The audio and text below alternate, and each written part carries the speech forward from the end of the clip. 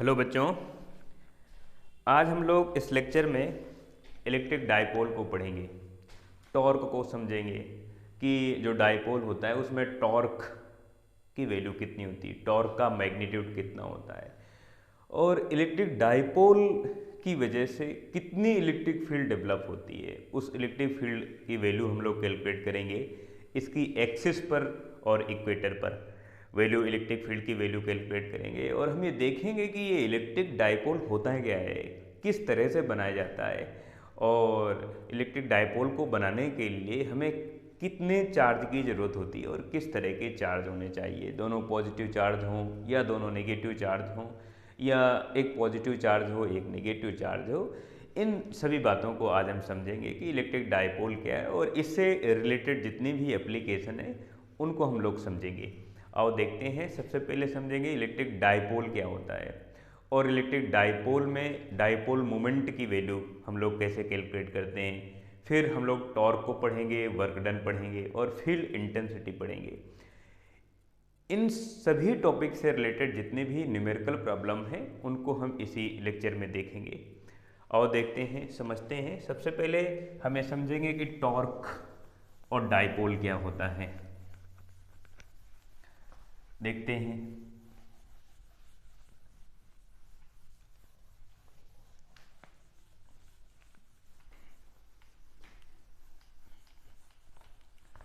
जैसे हमारे पास दो इलेक्ट्रिक चार्ज हैं और दोनों इलेक्ट्रिक चार्ज का मैग्नीट्यूड सेम है बट नेचर अपोजिट है। एक पॉजिटिव चार्ज है और एक नेगेटिव चार्ज है।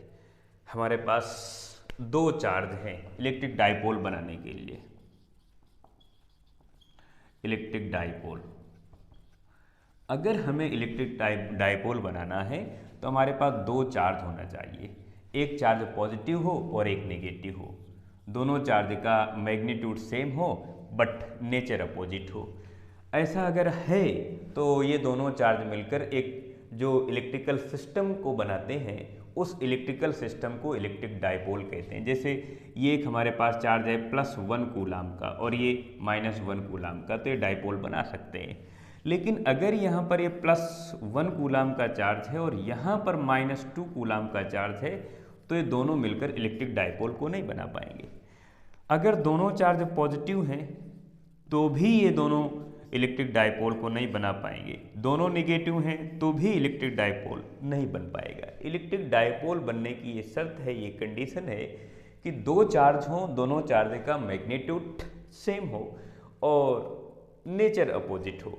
एक पॉजिटिव चार्ज हो और एक नेगेटिव चार्ज हो। जैसे एग्जाम्पल में हम ले इलेक्ट्रॉन और प्रोटॉन को, तो इलेक्ट्रॉन जो होता है और जो प्रोटॉन होता है दोनों में चार्ज का जो मैग्नीट्यूड होता है वो सेम होता है। इसमें माइनस का ई और इसमें प्लस का ई, और अगर हम लिखें तो -1.6 10⁻⁻⁹ कूलम और इसमें प्लस का 1.6 10⁻⁻⁹ कूलम चार्ज।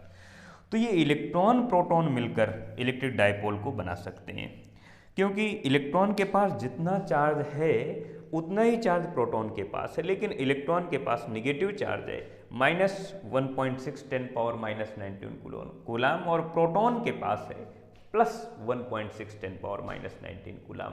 तो ये इलेक्ट्रॉन प्रोटॉन मिलकर इलेक्ट्रिक डाइपोल को बना सकते हैं। तो इलेक्ट्रिक डाइपोल बनने की शर्त में है कि हमारे पास दो चार्ज हो, दोनों का मैग्नीट्यूड सेम हो, नेचर अपोजिट हो, दोनों को बहुत पास पास रखें, बहुत दूर दूर नहीं कि दोनों चार्ज 1 किलोमीटर की डिस्टेंस पर हैं, 2 किलोमीटर, 1 मीटर, 2 मीटर की डिस्टेंस पर है। दोनों charge micrometre, centimetre, millimetre, angstrom की कोटि के होने चाहिए। और अगर ऐसा हम करते हैं तो दोनों चार्ज की वजह से जो इलेक्ट्रिकल सिस्टम बनता है उस इलेक्ट्रिकल सिस्टम को हम इलेक्ट्रिक डाइपोल कहते हैं। अब हम समझते हैं इलेक्ट्रिक डाइपोल मोमेंट क्या होता है और इसकी वैल्यू कैसे हम लोग कैलकुलेट करते हैं इलेक्ट्रिक डाइपोल मोमेंट की। इलेक्ट्रिक डाइपोल मोमेंट,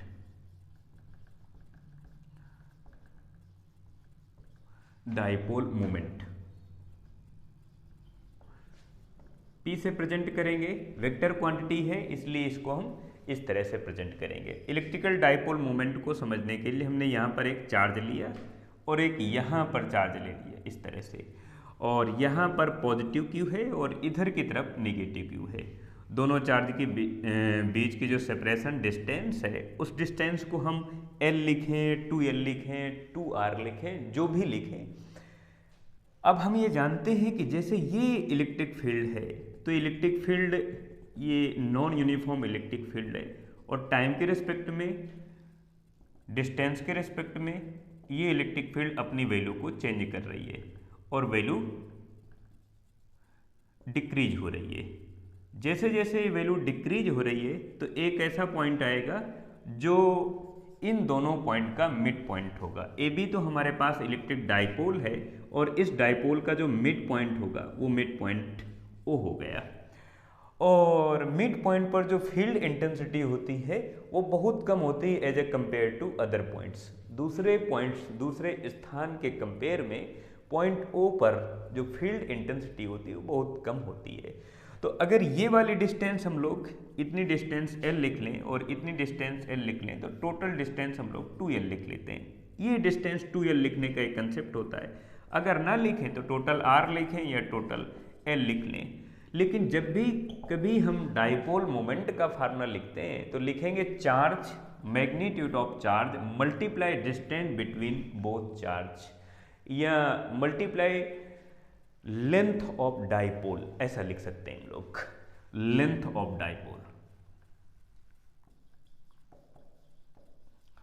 डाइपोल, जो डाइपोल की लेंथ है या इसे Q multiply distance between both charge,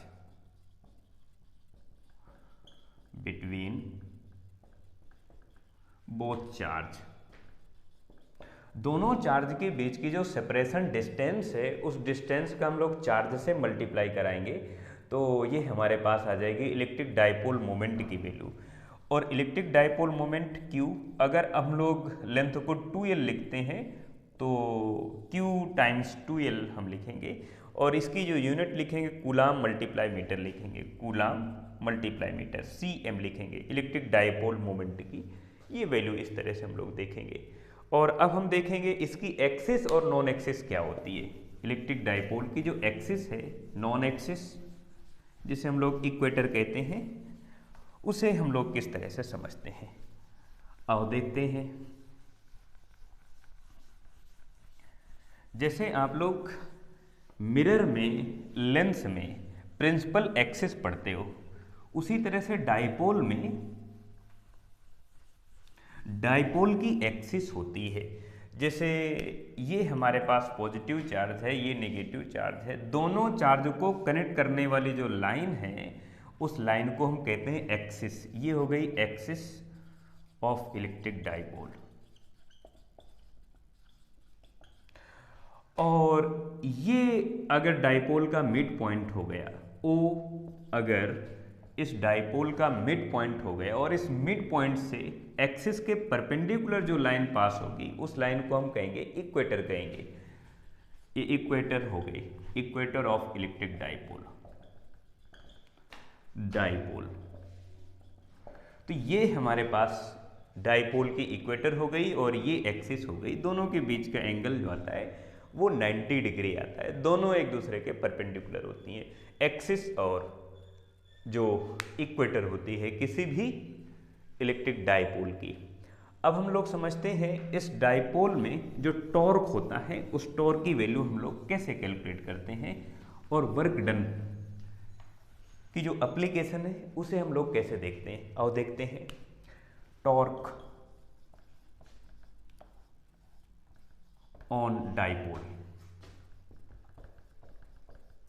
dipole पर टॉर्क कितना होगा। और इस एप्लीकेशन को समझने के लिए हमारे पास ये एक एक्सटर्नल इलेक्ट्रिक फील्ड है और इस एक्सटर्नल इलेक्ट्रिक फील्ड पर हमने ये किसी डाइपोल को रख दिया इस तरह से। और अब हम इधर या इधर हम पॉजिटिव नेगेटिव चार्ज को रखेंगे। जैसे इधर मैं +Q चार्ज रख देता हूँ, इधर -Q चार्ज रख देता हूँ और दोनों चार्ज के बीच की जो सेपरेशन डिस्टेंस है वो 2L है। तो ये डिस्टेंस हो जाएगी हमारे पास 2L हो गई। ये इसका मिड पॉइंट है, ये एंगल हमारे पास थीटा आ रहा है। तो अब हम ये देखेंगे कि नेगेटिव चार्ज जो है और ये पॉजिटिव चार्ज है, ये डिसाइड करेंगे कि इसका रोटेशन क्लॉकवाइज होगा या एंटी क्लॉकवाइज होगा। ये जो नेगेटिव चार्ज और पॉजिटिव चार्ज रखे हुए, जैसे ये डाइपोल है हमारे पास, इधर की तरफ पॉजिटिव चार्ज है, इधर की तरफ नेगेटिव चार्ज है, या इधर की तरफ नेगेटिव चार्ज है, इधर पॉजिटिव चार्ज है, तो ये नेगेटिव पॉजिटिव चार्ज डिसाइड करेंगे कि इसका रोटेशन इस टाइप से होगा या इस टाइप से होगा, इसका रोटेशन क्लॉकवाइज होगा या एंटी क्लॉकवाइज होगा। ये डिसाइड करेगा ये चार्ज और ये चार्ज, क्योंकि जिधर फील्ड लाइन का हेड होगा, जिधर फील्ड लाइन का हेड होगा उधर नेगेटिव चार्ज होगा। तो इधर फील्ड लाइन का नेगेटिव चार्ज हो गया, एक्सटर्नल इलेक्ट्रिक फील्ड का negative charge, external electric field का पॉजिटिव चार्ज। और अगर इधर एक्सटर्नल इलेक्ट्रिक फील्ड का पॉजिटिव चार्ज हो गया और इधर नेगेटिव चार्ज हो गया, अगर इधर नेगेटिव चार्ज हो गया इधर की तरफ, तो सीधी सी बात कि इधर पॉजिटिव चार्ज है, और अगर इधर नेगेटिव है तो नेगेटिव नेगेटिव रिपेल करेंगे और ये इधर की तरफ रोटेट करेगा। इधर ये पॉजिटिव पॉजिटिव रिपेल करेंगे और ये इधर की तरफ रोटेशन होगा इसका। तो इसका हम एक छोटा सा डायग्राम बना लेते हैं। ये डायग्राम बनाते हैं। ये इसकी मिड लाइन है जो थीटा एंगल बना रही है इलेक्ट्रिक फील्ड की डायरेक्शन के साथ। इधर की तरफ हमारे पास नेगेटिव चार्ज है, इधर की तरफ पॉजिटिव चार्ज है। दोनों चार्ज के बीच की जो सेपरेशन डिस्टेंस है वो 2l है। तो ये जो डिस्टेंस है पॉइंट O से इतनी डिस्टेंस l और इतनी डिस्टेंस l हो जाएगी। टोटल डिस्टेंस 2l है, तो हाफ डिस्टेंस l और नेक्स्ट हाफ डिस्टेंस l हो जाएगी इस तरह से। और ये इसका रोटेशन इधर की तरफ है, ये इधर की तरफ रोटेट हो रहा है और ये इधर की तरफ रोटेट हो रहा है, ये इधर की तरफ रोटेट हो रहा है और ये इधर की तरफ, यानी ये एंटी क्लॉकवाइज इसका रोटेशन हो रहा है। तो हम ये देखेंगे कि यहाँ पर ये वाली वैल्यू कितनी है। अगर ये वैल्यू हमारे पास l है, ये एंगल थीटा है, तो ये परपेंडिकुलर हो जाएगा l साइन थीटा हो जाएगा। इसी तरह से अगर ये वैल्यू हमारे पास l है और ये एंगल थीटा है, क्योंकि ये एंगल थीटा है, तो ये जो परपेंडिकुलर लाइन होगी ये वाली वैल्यू वो l साइन थीटा आ जाएगी। और जब कभी भी हम टॉर्क की वैल्यू कैलकुलेट करते हैं, टॉर्क, तो टॉर्क हमारे पास इस तरह से होता है कि जैसे ही कोई बॉडी रोटेट करती है किसी भी एंगुलर स्पीड के साथ, किसी भी एंगुलर वेलोसिटी के साथ, तो उस पर हम ये देखते हैं कि कितना उसका एंगुलर डिस्प्लेसमेंट है, किस एंगल से वो रोटेट कर रही है। तो यहाँ पर ये वाली वैल्यू हमारे पास l साइन थीटा है, इधर वाली वैल्यू, ये वाली वैल्यू l साइन थीटा है। तो इधर का जो फोर्स होगा उस फोर्स की वजह से टॉर्क 1 हो जाएगा और इस फोर्स की वजह से टॉर्क 2 हो जाएगा। तो जैसे ही हम लोग टॉर्क कैलकुलेट करेंगे, जैसे हम लोग टॉर्क कैलकुलेट करेंगे तो torque equal to force multiply displacement. लेकिन परपेंडिकुलर जो लेंथ होगी, जो परपेंडिकुलर लेंथ होगी, उस लेंथ को हम लोग लिखेंगे torque equal to force multiply perpendicular distance. तो टॉर्क 1 इक्वल टू फोर्स है हमारे पास F और परपेंडिकुलर जो लेंथ है, परपेंडिकुलर डिस्प्लेसमेंट डिस्टेंस है वो L साइन थीटा है, L साइन थीटा। इसे इक्वेशन फर्स्ट हम लोग लिख लेते हैं। और सेकंड जो एंड है हमारे पास उस पर टॉर्क हम अगर कैलकुलेट करेंगे तो F force multiply perpendicular distance, और एंगल के जो सामने वाली साइड है ये परपेंडिकुलर है और ये L साइन थीटा हो जाएगी। तो इधर से हो जाएगा ये L साइन थीटा और ये इक्वेशन सेकंड हो गया। और दोनों को अगर हम समेशन कर दें, नेट टॉर्क अगर लिखें, torque equal torque 1 plus torque 2, equation first and equation second, from equation first and equation second, तो torque equal to F multiply L sine theta plus F multiply L sine theta. और आपने ये देखा कि ये value और ये दोनों सेम है, तो ऐसा लिख सकते हैं 2FL साइन थीटा लिख सकते हैं। जो हमारे पास फोर्स है, इस फोर्स की जगह लिख सकते हैं Q टाइम्स इलेक्ट्रिक फील्ड, ऐसा लिखेंगे। तो इसकी जगह अगर हम Q टाइम्स E लिखेंगे तो हमारे पास टॉर्क की वैल्यू जो आ जाएगी 2QE और इधर L साइन थीटा ऐसा हो जाएगा। और L को अगर हम 2 के पास में लिख लें, L को अगर हम 2 के पास में लिख लें तो लिखेंगे 2L मल्टीप्लाई Q फिर E और फिर साइन थीटा लिखेंगे। तो ये वाली जो वैल्यू हमारे पास है ये डाइपोल मोमेंट की वैल्यू है। जो ये वैल्यू हमें मिल रही है ये डाइपोल मोमेंट की है। और इसको अगर हम लोग डाइपोल मोमेंट लिखें, डाइपोल मोमेंट, तो हम लिखेंगे PE और फिर साइन थीटा लिखेंगे। और अगर इसे वेक्टर फॉर्म में लिखें तो P क्रॉस E ऐसा लिखेंगे। तो ये हमारे पास टॉर्क की वैल्यू आ गई। किसी भी डाइपोल पर, किसी इलेक्ट्रिक डाइपोल पर टॉर्क की वैल्यू कितनी होती है, जैसे ही हम इस डाइपोल को एक्सटर्नल इलेक्ट्रिक फील्ड में किसी एंगल पर रखते हैं तो ये रोटेट होता है और रोटेट होकर अपनी बैलेंस सिचुएशन पर आ जाता है, इस तरह से आ जाता है। और अगर फिर से हम इस पर एक्सटर्नल फोर्स लगाएं तो फिर रोटेट हो जाएगा और फिर से ये अपनी बैलेंस पोजीशन पर आ जाएगा और उस पोजीशन पर इस पर कोई भी टॉर्क नहीं होगा, कोई भी फोर्स नहीं होगा, नेट फोर्स इसमें जीरो हो जाएगा। तो ये ध्यान रखना है, हमारे पास ये टॉर्क की एप्लीकेशन है। अब हम लोग कैलकुलेट करेंगे वर्क डन। ये जो इलेक्ट्रिक डाइपोल है, ये डाइपोल अगर इस एक्सटर्नल इलेक्ट्रिक फील्ड में इस तरह से रोटेट करेगा, ये इस तरह से रोटेट करेगा क्लॉकवाइज या एंटी क्लॉकवाइज, अगर ये रोटेट करता है तो कितना वर्क डन होता है, वर्क डन की वैल्यू कितनी होती है उसको देखते हैं। आप इसे पहले लिखें।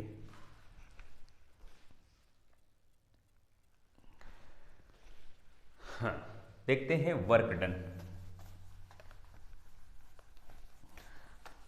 और जो वर्क डन की वैल्यू आती है वही पोटेंशियल एनर्जी होती है।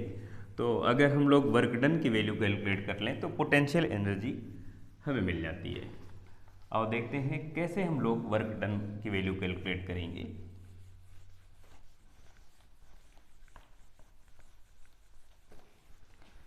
वर्क डन,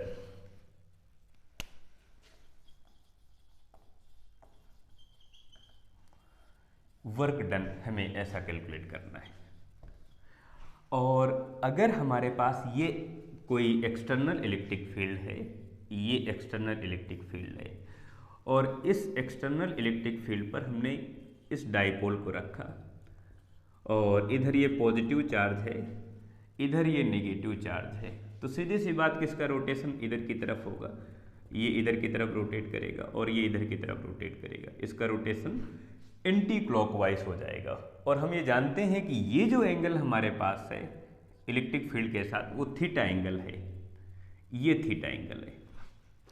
और ये अभी इस सिचुएशन पर है, ये इस तरह से रखा हुआ है, आप देखें जरा, ऐसे रखा हुआ है, ऐसे। और अगर इसको हम थोड़ा सा इस तरह से रोटेट करें तो ये अपना एंगल चेंज कर देगा, इसकी एंगुलर जो पोजीशन होगी वो थोड़ा सा चेंज हो जाएगी। सपोज दैट अभी ये θ1 एंगुलर पोजीशन पर रखा हुआ है, लेकिन अगर ये रोटेट करेगा तो इसके रोटेशन की वजह से, क्योंकि रोटेशन इसका इधर की तरफ है, मेन एंटी क्लॉकवाइज है, तो ये वाला जो नेगेटिव चार्ज है ये यहाँ पर आ जाएगा और ये पॉजिटिव चार्ज यहाँ पर आ जाएगा। तो ये जो नई एंगुलर पोजीशन आ गई ये θ2 आ गई। और हम देखेंगे कि इतना ही तो चेंज आ रहा है, डी थीटा का आ रहा है या डेल्टा थीटा का चेंज आ रहा है, तो ये हमारे पास एंगुलर डिस्प्लेसमेंट हो जाएगा। और इस एंगुलर डिस्प्लेसमेंट पर हम कितना वर्क डन करेंगे। अभी तो हम इस डाइपोल को इस पोजीशन से इस पोजीशन पर ला रहे हैं, लेकिन इसको जब हम कंटिन्यू रोटेट करेंगे इस एक्सटर्नल इलेक्ट्रिक फील्ड के अंदर तो कितना वर्क डन होगा। सपोज दैट θ1 30 डिग्री था और ये 45 डिग्री था, तो हमने 15 डिग्री 15 डिग्री का चेंज लाए। लेकिन अगर हम इसे पूरा एक राउंड कंप्लीट कराएं या 180 डिग्री से रोटेट कराएं या 90 डिग्री रोटेट कराएं तो कितना वर्क डन होगा, कितने एंगल से अगर हम इसे रोटेट करें तो वर्क डन की वैल्यू कितनी होगी। सपोज दैट हम 0 से 90 तक इसे रोटेट करते हैं तो कितना वर्क डन होगा, 90 से 360 तक रोटेट करते हैं तो कितना वर्क डन होगा। तो वर्क डन की वैल्यू डिस्प्लेसमेंट पर डिपेंड करती है कि इसकी इनिशियल एंगुलर पोजीशन कौन सी है और फाइनल एंगुलर पोजीशन कौन सी है, इन दोनों पैरामीटर पर वर्क डन डिपेंड करता है। तो देखते हैं हम लोग वर्क डन। वर्क डन इस स्मॉल डिस्प्लेसमेंट पर work done for small angular displacement, angular displacement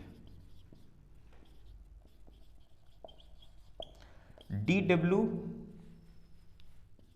equal to torque main multiply d theta. ये ध्यान रखना कि work done equal to force multiply displacement होता है। यहाँ पर रोटेशन हो रहा है इसलिए हम लोग एंगुलर डिस्प्लेसमेंट का यूज कर रहे हैं, और ये टॉर्क जो होता है इसे हम लोग एंगुलर फोर्स कहते हैं। तो angular displacement multiply angular force, यानी हम लोग लिख सकते हैं angular force multiply angular displacement, angular displacement ऐसा लिख सकते हैं। और dw इक्वल टू टॉर्क की वैल्यू अभी हमने कैलकुलेट की PE sine theta multiply d theta. Torque की वैल्यू यहाँ पर मैं लिख देता हूँ torque equal to PE sine theta, इस तरह से। तो ये हमारे पास ये वैल्यू आ गई। अब हमें टोटल वर्क डन कैलकुलेट करना है, नेट वर्क डन। अगर यहां से हम नेट वर्क डन की वैल्यू कैलकुलेट करेंगे तो इंटीग्रेशन कर देंगे dw equal to integration PE sine theta times d theta, और लिमिट यूज करेंगे 0 से w की, थीटा 1 से थीटा 2 की। जब हमारे पास टॉर्क थीटा 1 एंगुलर पोजीशन पर है तब हमने कोई वर्क डन नहीं किया, लेकिन जब वो थीटा 2 एंगुलर पोजीशन पर पहुंचा तो फिर कुछ वर्क डन होता है और उसे w से प्रेजेंट कर लेते हैं। तो इधर हो जाएगा w equal to PE sine theta बाहर आ जाएगा, और इधर हो जाएगा PE और इंटीग्रेशन थीटा 1 से थीटा 2 की लिमिट है, और फिर साइन थीटा डी थीटा है। साइन थीटा का जब इंटीग्रेशन करेंगे तो माइनस कॉस थीटा मिलेगा, और work done PE equal to minus cos theta, और थीटा 1 से थीटा 2 की लिमिट है वर्क डन PE। और इधर से जब हम लोग लिमिट का यूज करेंगे तो पहले हम अपर लिमिट का यूज करते हैं, फिर लोअर लिमिट का, मीन माइनस कॉस थीटा 2 और माइनस माइनस प्लस हो जाएगा कॉस थीटा 1, और फिर इधर हो जाएगा work done equal to PE और cos theta 1 minus cos theta 2। ये हमारे पास वर्क डन की वैल्यू आ गई, और यही आती पोटेंशियल एनर्जी की। ये पोटेंशियल एनर्जी की वैल्यू आती है, और आप इसे लिखें जरा।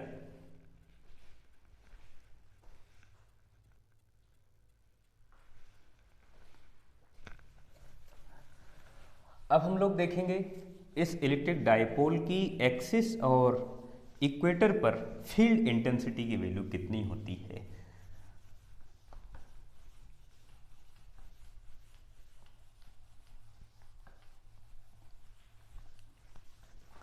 जैसे ये हमारे पास इलेक्ट्रिक डाइपोल है, और ये पॉजिटिव चार्ज इधर की तरफ है और इधर की तरफ नेगेटिव चार्ज है। दोनों चार्ज के बीच की जो सेपरेशन डिस्टेंस है वो 2L है। तो ये इसका मिड पॉइंट है, ये डिस्टेंस L और L हो गई। और आपको पता है कि अगर हम इसकी एक्सिस को बनाएंगे तो ये हो गई एक्सिस, और हमें अगर इसकी एक्सिस पर वैल्यू बताना है फ्रॉम आर डिस्टेंस यहाँ पर, तो इसकी एक्सिस पर जो वैल्यू हम लोग लिखते हैं वो लिखते हैं 2kp डिवाइड बाई r³, इस तरह से। और अगर k की वैल्यू पुटअप कर दें तो लिखेंगे 2p डिवाइड बाई 4πε0 r³, इस तरह से। ये वैल्यू हमारे पास आ जाती है इलेक्ट्रिक फील्ड इंटेंसिटी की इसकी एक्सिस पर किसी भी पॉइंट पर, और ये पॉइंट r डिस्टेंस पर है यहाँ पर। और अगर यही वैल्यू यहाँ पर हम लोग कैलकुलेट करें यहाँ पर इसकी इक्वेटर पर, तो हम लोग लिखते हैं kp डिवाइड बाई r³, इस तरह से लिखते हैं। और अगर हम k की वैल्यू पुटअप कर दें तो लिखेंगे p डिवाइड बाई 4πε0 r³ लिखेंगे। k इलेक्ट्रिकल कांस्टेंट है और k की वैल्यू हम लोग लिखते हैं 1/4πε0, इस तरह से। यह इसकी value 9 10 power 9 newton metre square पर कूलाम स्क्वायर, ये वैल्यू हम लोग लिखते हैं। और P इलेक्ट्रिकल डाइपोल मोमेंट है, P equal to Q multiply distance between both charge, या जो डाइपोल की लेंथ है इसे हम लोग लिख सकते हैं। ये है हमारे पास डाइपोल मोमेंट, ये डाइपोल मोमेंट है। तो ये वैल्यू हमारे पास आती है किसी भी डाइपोल की वजह से उसकी एक्सिस पर और उसकी इक्वेटर पर जो फील्ड इंटेंसिटी की वैल्यू आती है। आप इसे लिखें जरा,